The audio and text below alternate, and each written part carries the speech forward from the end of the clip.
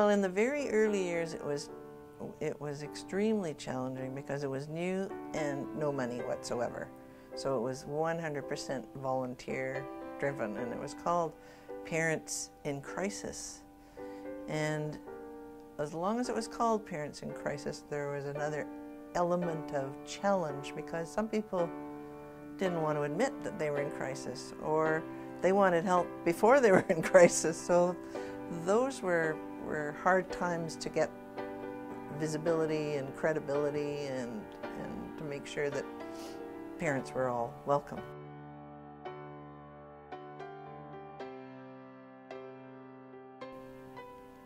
Is humble and quiet and has always done wonderful work respecting parents or anybody who's doing parenting just the way they are. So parenting, we recognize nobody is perfect whatsoever. We all make mistakes and need a safe place to be to talk about what's right, what's wrong, what's good, what's working, what's not working, to confess little errors and ways, and learn from each other in a non-judgmental way. And no matter what kind of parent you are, what kind of family you have, whether you're a single parent, a step parent, an adoptive parent, a same-sex parent, it's all absolutely fine with that Parent Support Services. So that sense of inclusion is wonderful, and the acceptance of everybody as they are, as they come, warts and all, is just makes it quite wonderful. And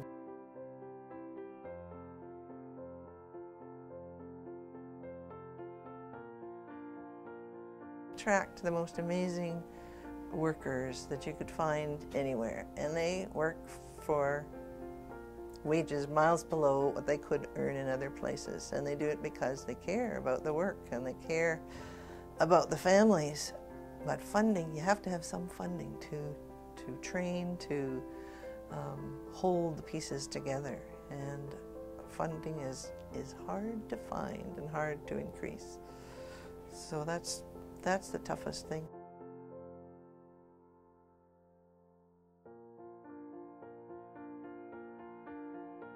Parent Support Services really relies on wonderful partnerships in communities. We couldn't do our work without marvelous partners because all of our circle programs, our support groups, are volunteer-based, but they need to be housed somewhere. So agencies, churches, you name it, across the province become our very kind partners. And so it operates an enormous amount of trust and enormous amount of reliance on the kindness of volunteers and the willingness. We stop and think about some of these volunteers that facilitate the circles come every week, every month, year after year after year. I mean, some have been with us for over 18 years. And, you know, even 2 years is a long time, and they do it.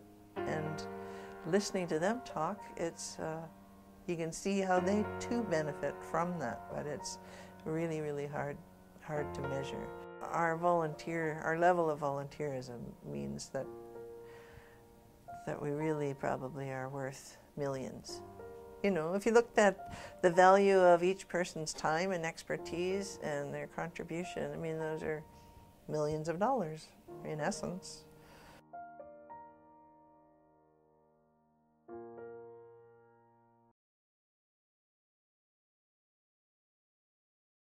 I get to witness amazing change. Stand beside somebody who takes back their own power, takes back their hope, finds hope and possibilities. So being a witness to that, even if really I had nothing whatsoever to do with it, but happened to have the privilege or honor of being at their side as they learn and grow, it's just amazing. I'm always in awe of that, of the capacity of people to change, the capacity for resilience to make such wonderful leaps inside themselves and in their capacity to be good and wonderful parents. even after they've faced, just devastating stories. And there's countless times of crying, because the stories you hear just break your heart. And sometimes you're crying for joy as well when you see a breakthrough. If you travel with somebody whose children have been removed, say by whatever the government system is that has that power, and you watch the transformation of the family to be able to reclaim their lost child or children, and just fight and learn and go to the end of the earth, go through court, go through every problem you can think of, and come out successful, and know that they're better parents and going to be better parents, and that child's going to be loved and safe. There's nothing more wonderful than that. There's always been advocacy. There's always been passion for social justice and trying to make systems and communities work better for children, for families, for women leaving abusive relationships, for anybody in any kind of trouble. And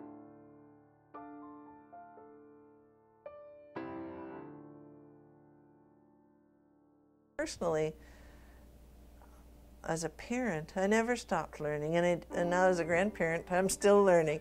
You can still make mistakes, no matter how old you get, how experienced you get. So you just have to keep on learning. So it all probably has changed me. I don't know how. You probably have to ask my kids how I changed. I'm often a good parent. I was always pretty good at catching when I was not being a good parent and confessing to my kids. The joy, one of the biggest gifts of having grown-up kids is that you can talk to them about what worked well, what they wish you hadn't done, or when they notice themselves doing the things that they didn't like that I did. Then we can both laugh about that and notice it. There's no way to be perfect. I always tried hard, and I think every parent always tries hard.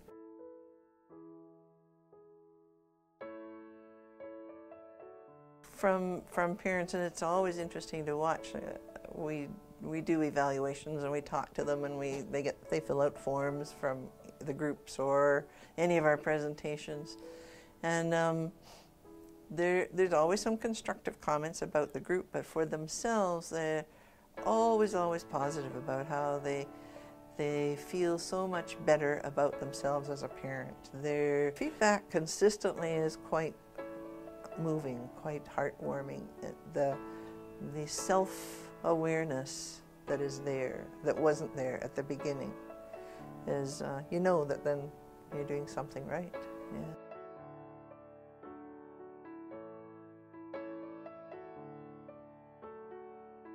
A lot of our work that we've been doing with grandparents raising grandchildren, in many ways we've learned from First People about the values and the importance of family caring for family. In Aboriginal communities, it's a given. Of course, your auntie, your uncle, your grandma, your grandpa takes care of, and there's been a wealth of sharing about how well that can work.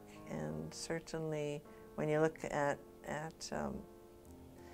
First Nations communities, there are many grandparents raising grandchildren. And there's still a lot we could learn, and there's still a lot more that's needed. In the last easily a decade, we've done a lot of work with grandparents raising grandchildren, or other relatives who raise, say, a niece or a nephew, but predominantly grandparents raising grandchildren, because they were invisible. They were invisible as a family structure, and they were invisible in systems, they were invisible in community. And slowly, we've tried hard to recognize them, work with them, develop programs for increase their rights. Their access to benefits has been dismal, it's been appalling. And the grandparents themselves have worked really hard to educate policymakers, decision makers, legislators, that they're there, that they provide a valuable service to the community and the whole province, in essence, because they're caring for children that otherwise would end up in a foster care system, which is expensive. And as we know, as dedicated as foster parents can be, family is still preferred. So a child who can grow up with their own family, the odds of a happy outcome increase greatly.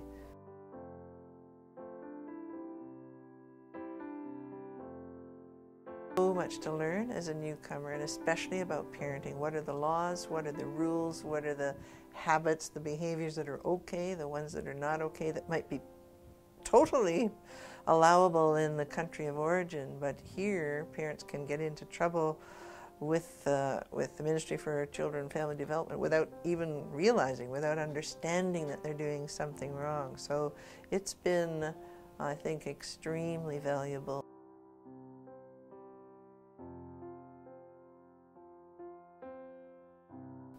I mean, all that leaps to my brain is that I've been extremely fortunate. It's you know, it's been a privilege. I've probably benefited more than anybody I've come into contact with in many ways. It's been a humbling, wonderful life experience, because I am enormously enriched by everybody that's touched my life, and that's thousands and thousands of parents and children over the decades.